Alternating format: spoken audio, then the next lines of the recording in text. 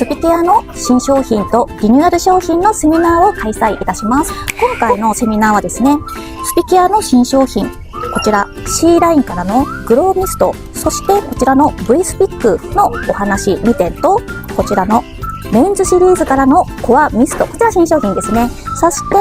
最後にこちら V3 シリーズから新しくリニューアルされるコンシーラーになります。こちらの4つのアイテムのご紹介となっております。サロン様のペンパンでどのようにセールスポイントを伝えていくべきか、何にフォーカスした、訴求ポイントは何なのかっていうのを分かりやすくご説明させていただきたいと思います。ズーム形式となっておりますので、ぜひぜひ無料になりますので、下記のところからお申し込みをお願いいたします。